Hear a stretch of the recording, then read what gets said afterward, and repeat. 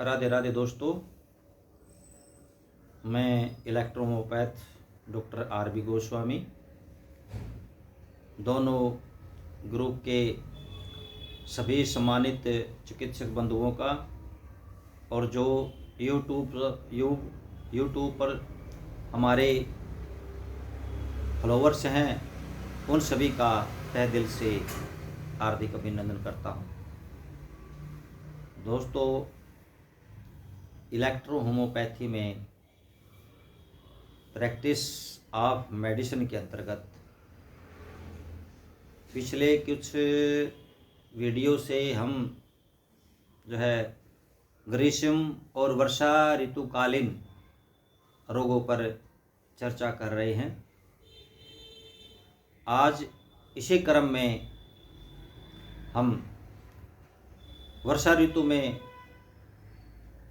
अतिवृष्टि होने के कारण, बाढ़ की स्थिति होने के कारण, जिसके अंदर जो है हजारों मवेशी या मानव जो है उसके अंदर उनके शव बह जाते हैं।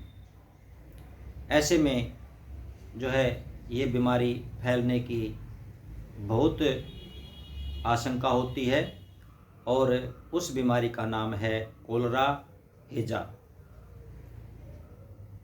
साथियों, यह बैक्टीरिया द्वारा पैदा होने वाला एक तीव्र पाचक संबंधी संक्रामक रोग है। पाचन तंत्र से संबंधी एक संक्रामक रोग है। इसके अंदर स्थिति बड़ी गंभीर हो जाती है और वो दस्त का कारण बनती है, जिससे शरीर डिहाइड्रेट हो जाता है, बॉडी के अंदर जो है पानी की कमी हो जाती है। साथियों, दूषित पानी या भोजन करने के कारण ये रोग जो है होता है, हैजा, कोलेरा जिसको बोलते हैं हम। साथियों, यदि इसका उचित इलाज कर दिया जाए तो 5 से 7 दिनों में ये रोग पूर्णतः ठीक हो जाता है। यदि इसमें कदाचित किसी प्रकार की कोई लापरवाही बरती जाती है तो यह रोग प्राण भी ले लेता है, मृत्यु भी हो सकती है। पिछले लगभग 2017 में जो है इस रोग का जो है उड़ीसा में जो है काफ़ी लोग इस रोग से प्रभावित हुए थे और काफ़ी जो है उसके अंदर लोगों के प्राण चले गए थे। हैदराबाद के कुछ हैं, कुछ उड़ीसा के एरियाज़ हैं, उनके अंदर 2017 में जो है ये महामारी के रूप में फैला था, तो काफ़ी लोगों की जान इसके अंदर गई थी। तो अब भी आप जैसे जानते हैं कि हमारे पूर्व में जो है असम के समेत अनेक जो राज्य है वो बाढ़ की चपेट में आए हुए हैं। चारों ओर जल ही जल है। ऐसे में जो है उसके अंदर हजारों मवेशी, हजारों शव जो उसके अंदर बह चुके हैं और वही जो है पानी कहीं नदियों में, कहीं सरोवरों में, कहीं तालाब में, कहीं भूमिगत जो है चला जाता है। साथियों, इस प्रकार के कॉन्टामिनेटेड जल का जो भी सेवन करेगा उसको जो है ये रोग होने की प्रबल संभावना होगी। तो साथियों, ये हमारा जो है आज का जो चैप्टर है, वीडियो लेक्चर है, वो हैजा रोग से संबंधित है। इसके कारणों पर हम चर्चा करें तो साथियों, इसमें जो है कोलेरिया नाम का एक बैक्टीरिया होता है जो ये रोग उत्पन्न करता है। और ये बैक्टीरिया जो है कॉन्टामिनेटेड जल हो या फिर उस जल से बनी हुई खाद्य सामग्री हो, सेवन करने से होता है। इसके अतिरिक्त जो लोग पटरियों पर पेय पदार्थों को बेचते हैं या खाद्य पदार्थों को बेचते हैं, वहाँ पर हजारों प्रकार के कीट पतंगे जो उड़ते रहते हैं। जैसे गन्ने का रस बेचने वाले हैं, उस पर जो है हजारों प्रकार की मक्खियाँ जो हैं वहाँ पर जो हैं भनभनाती रहती हैं। और ऐसे में और जो गन्ना है वो ताज़ा नहीं होता है, वो भी काफ़ी दिनों का जो है कटा हुआ होता है। तो ऐसे रस का सेवन करने से भी जो है ये रोग हो सकता है। और जो लोग जैसे पटरियों पर जो है छोले कुलचे समोसे टिक्की कचौड़ियाँ इत्यादि जो बेचते हैं, उसके खाने से भी ये रोग जो है हो सकता है। इसके अतिरिक्त शहर का जो गंदा नाला होता है, उसके पानी के द्वारा उगाई गई सब्जियां जो लोग खाते हैं, उनको भी ये रोग हो सकता है। इसके अतिरिक्त गंदे पानी में पनपने वाली मछलियां, झींगे इत्यादि सहित और भी कई जीव होते हैं जिनको नॉन वेजिटेरियन खाते हैं, उनके खाने से भी जो है हैजा रोग होने की प्रबल संभावना होती है। तो साथियों, ये तो जो कुछ कारण थे हमने आपको बताए हैं।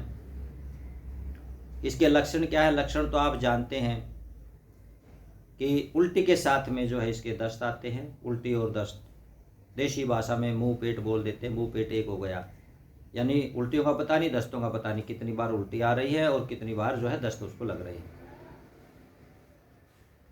ऐसी अवस्था में जो है उसके शरीर में जब उल्टी और दस्त लगते हैं तो शरीर में इलेक्ट्रोलाइट उसके डाउन होने लगते हैं और पानी की कमी हो जाती है, जिसके कारण शरीर का तापमान गिरने लगता है, शरीर ठंडा पड़ने लगता है, ब्लड प्रेशर का जो स्तर है वो भी डाउन आने लगता है, रोगी को थकान महसूस होती है, शरीर में पानी की कमी हो जाती है,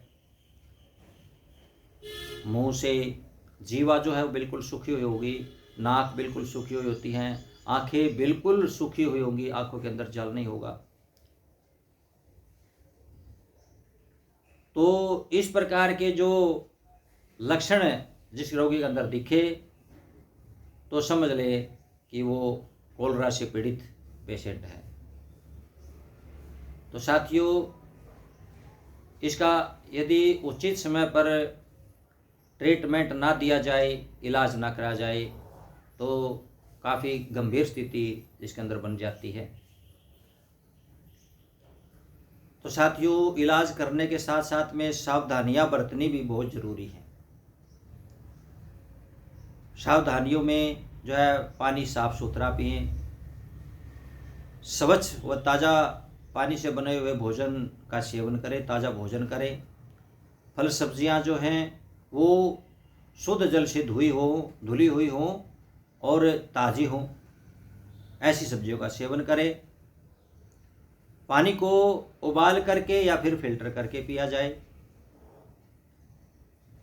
और ऐसे में कच्चा मांस या जो है इस तरह का जो है खाने से जो नॉन वेजिटेरियन वो बचे।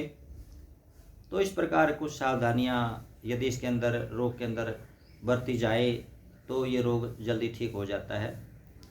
तो साथियों, इलेक्ट्रोमोपैथी में हम क्या ट्रीटमेंट दें जिसे ये रोग जो है कंट्रोल हो जाए। जो हमारे पुराने साथी हैं पहले उनके लिए बता देते हैं। इसके अंदर जो है BP, BC, S10 और C50, इन सब के साथियों जो है 20 ड्रॉप लेना है 30 ml में, और उसकी 20 बूंद दिन में 3 से 4 बार रोगी की स्थिति के अनुसार उसको दें। दूसरा, इसके अंदर जो है BP आप सब जानते हैं कि डाइजेस्टिव सिस्टम की मेडिसिन है और आंत पर बहुत अच्छा जो है ये प्रभावकारी है, ब्लड का शोधन करती है। और BC जो है साथियों वो एक नर्वस सिस्टम की मेडिसिन है, पेन किलर के रूप में काम करती है, चाहे वो जो बॉडी का पेन हो या पेट का पेन हो या स्पाज्म हो पेट के अंदर, एब्डोमेन के अंदर। तो इस प्रकार से, और जो है लीवर के ऊपर जो है बहुत अच्छा ये कार्य करती है। तो यहाँ पर हमने BP BC, और तीसरी जो हमारी मेडिसिन है वो एस्टेन ली है, जो पूरे पाचन तंत्र पर, एलिमेंट्री कनाल पर जो काम करती है। इसके अतिरिक्त C15 का हमने यहाँ प्रयोग किया है साथियों, जिसका कार्य स्टोमक के ऊपर बहुत अच्छा है, क्योंकि ऐसा खाने से रोगी को मितली वगैरह, चक्कर वगैरह उसको आने लगते हैं, उल्टियाँ वगैरह आने लगती है। तो ऐसे में केवल S11 देने से, S11 देने से काम नहीं चलता, तो उसके साथ साथ में स्टोमक की मेडिसिन भी उसको देनी होगी, क्योंकि S11 जो है वो वैगस नर्व की मेडिसिन है, इसलिए उसके साथ में जो है C15 का भी हमने वहाँ पर प्रयोग करना पड़ेगा। तो इस प्रकार से हमने ये 4 मेडिसिन यहाँ पर ली हैं। इनकी जो है 20-20 बूंद दिन में 4 बार रोगी को दें। दूसरा हमारा कंपोजिशन है वो है S3, C10, वर्मीफुगोवन और YE। तो साथियों इसमें क्या करना है कि सब की 10-10 बूंद मिलानी है और 30 ml में इसको डालना है। 20 बूंद वही जो है 4 बार देना है। अगर रोगी छोटी आयु का है, कम वजन का है, तो उसमें आप 15 भी दे सकते हैं या 10 भी दे सकते हैं। तो लगभग जो है आप 10 से 20 के बीच में जो है इन दोनों कंपोजिशन का जो है डोज मान करके चलिए। आप वो रोगी की और रोग की स्थिति के अनुसार आपने उसको सिलेक्ट करना है। तो यहाँ पर S3 साथियों आप जानते हैं कि तकरीबन जो है इसको हम जो है जननांग रोग हैं या स्किन से रिलेटेड रोग हैं, उनके अंदर ज़्यादातर इसका प्रयोग किया जाता है। लेकिन साथियों हमने अपने अनुभव के आधार पर जो है इसका प्रयोग इंटेस्टाइन पर भी हमने किया है। बड़ी आंत के ऊपर इसका बहुत अच्छा प्रभाव है। C10 ये भी इंटेस्टाइन की मेडिसिन है, लीवर पर कार्य है इसका, और जो है आंत के ऊपर भी जो है बहुत अच्छा कार्य ये करती है। इसके अतिरिक्त तीसरी हमारी मेडिसिन है वर्मीफुगो। वो भी साथियों देखिए वर्म्स की मेडिसिन है और आंतों के ऊपर जो है बहुत अच्छा काम करती है। इसके साथ साथ में हमने वाई को लिया है। वाई एक शीतल जो है प्रकृति के पौधों के द्वारा बनाई गई है, जो शीतलता प्रदान करते हैं, नर्वस सिस्टम को जो है वो कंट्रोल करते हैं, सामान्य करते हैं, बैलेंस करती है। यहाँ पर वाई का हमने प्रयोग किया। तो इन सब की जो है 10-10 बूंदें हमने यहाँ पर लेनी है और 30 ml में डाल करके इसकी भी जो है 15 से 20 बूंद हम, जैसे भी रोगी की स्थिति है, रोग की स्थिति है, रोग का बॉडी वेट, रोगी का बॉडी वेट है, उसके अनुसार हमने जो है इसको देना है। तो साथियों इसके अतिरिक्त अगर किसी प्रकार की जो है उल्टियाँ वगैरह हो रही है ऐसे रोगी को, वहाँ पर आप S11 की जो है 10 ड्रॉप, ये D4 से डायरेक्ट जो है 10 ड्रॉप टंग्स पर डालनी है और हर 10-10 मिनट, 5-5 मिनट के अंतराल पर डालनी है, जब तक रोगी की उल्टी बंद ना हो जाए।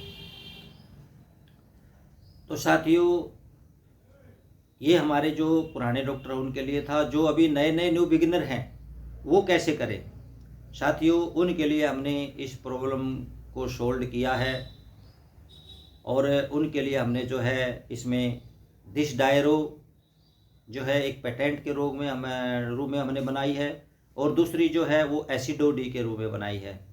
इन दोनों औषधियों को जो है 20-20 बूंद मिला करके रोगी को 4 बार दे। इसके अलावा फिर उसको कुछ भी देने की आवश्यकता नहीं है और कुछ मिलाने की आवश्यकता नहीं है। केवल इन्हीं 2 ड्रॉपों से जो है रोगी वो ठीक हो जाएगा। तो साथियों इसके साथ साथ में जो है रोगी के खान पान का भी विशेष ध्यान रखना आवश्यक है। रोगी को उबला हुआ पानी, नींबू पानी की शिकंजी, नारियल पानी वगैरह और हल्के सुपाच्य जो भोज्य पदार्थ ऐसे रोगी को जो है देने चाहिए और इसके साथ साथ जो है औषधियों का प्रयोग किया जाए तो रोगी बड़ा जल्दी ठीक हो जाता है। इसमें ऐसी कोई प्रॉब्लम वाली बात नहीं होती है। बस ध्यान ये रहे कि रोगी को डिहाइड्रेट ना हो पाए, रोगी डिहाइड्रेट ना हो पाए, उसके लिए जो है लिक्विड मात्रा में जो है उसको ज़्यादा क्वांटिटी में जो है उसको कंज्यूम कराएं। तो साथियों, आज का हमारा ये चैप्टर था हैजा रोग से संबंधित। वीडियो लेक्चर के माध्यम से आप तक ये जो है महत्वपूर्ण जानकारी हमने दी। आपको कैसे लगी कमेंट्स के माध्यम से या ग्रुप में अपने फीडबैक, अपना जो है रिस्पॉन्स ज़रूर दे, ताकि हमें भी पता चलता रहे कि कितने हमारे साथी जो हैं, जो हम ये अथक मेहनत कर करके, अपना समय निकाल करके, डेटा खर्च करके जो आपके लिए ये महत्वपूर्ण जानकारियाँ ले करके आते हैं, तो आप उसके प्रति कितने सजग हैं और कितना आप उसको सुनते हैं। तो ये बात तो हमारी जो है आज के वीडियो से संबंधित थी। और साथियों, कुछ साथी हमें पूछते हैं कि सर हमारे पास बुक है, हमारे पास फलां बुक है, फलां लेखक की बुक है, फलां लेखक की बुक है। मैं उन साथियों से ये क्लियर कर देना चाहता हूँ कि जो ये बुक लिखी गई है वो हमने क्लिनिक में बैठ करके लिखी है, और एक डॉक्टर के सामने जो प्रॉब्लम्स फेस होती है उनको हमने जाना है, उनको जान करके जो है इस बुक की हमने रचना की है, ताकि जो प्रॉब्लम हमने शुरुआती में बिगिनिंग टाइम में जो हमने शुरू जो है फेस की थी, वो आप सब लोगों को फेस ना करनी पड़े। तो इस बात को कि हमारे पास फला लेखक की बुक है, ये है, उस बात को आप छोड़ दीजिए। और यदि आप इलेक्ट्रोमोपैथी में कुछ करना चाहते हैं, अच्छी प्रैक्टिस अपनी जो है बनाना चाहते हैं इसके अंदर, तो आप ये बुक मंगवा लीजिए, क्योंकि ये हर दृष्टि से, हर तरह से आपके लिए बहुत ही उपयोगी पुस्तक है। और साथियों, बस कुछ प्रतियां हमारे पास शेष रह गई है, तकरीबन जा चुकी हैं। और जो हमारे पुराने साथी थे अभी तक जो है वो लगभग 10-12 के करीब जो है वो अभी रहे हुए हैं। उन साथियों से आज अंतिम बार इस वीडियो लेक्चर के माध्यम से जो मैं ये संदेश उनको देना चाहता हूँ कि साथियों, आपने 500 रुपये दिए हैं, आपकी बुक है, लेकिन बहुत समय बीत चुका है। बार बार हम वीडियो लेक्चर के माध्यम से आप लोगों तक ये संदेश पहुंचाते रहते हैं कि आप अपनी बुक प्राप्त कर लीजिए। लगभग सभी साथियों ने प्राप्त कर ली है, लेकिन कुछ बचे हैं। तो उन साथियों से मेरा ये जो है निवेदन रहेगा कि वो जितना जल्दी हो सके अपनी बुकें ले लें, क्योंकि नए साथी जो है बुकों को बहुत मात्रा में खरीद रहे हैं और ये जल्दी समाप्त होने वाली है। और उसके बाद इसकी कोई दूसरी तो अभी तो जो है छपने की कोई संभावना नहीं है। फिर बाद में आप लोग हमें दोष मत देना कि सर हमने तो 500 रुपये जमा कराए थे। तो मैं उन साथियों के लिए आज अंतिम बार जो है इस वीडियो के माध्यम से ये संदेश उनको भेज रहा हूँ, ये मैसेज उनको भेज रहा हूँ कि वो अपनी बुकें जितना जल्दी हो सके वो ले लें। फिर समाप्त होने पर फिर हमें दोष मत देना इस चीज़ का। तो साथियों, आज के लिए बस इतना ही। राधे राधे।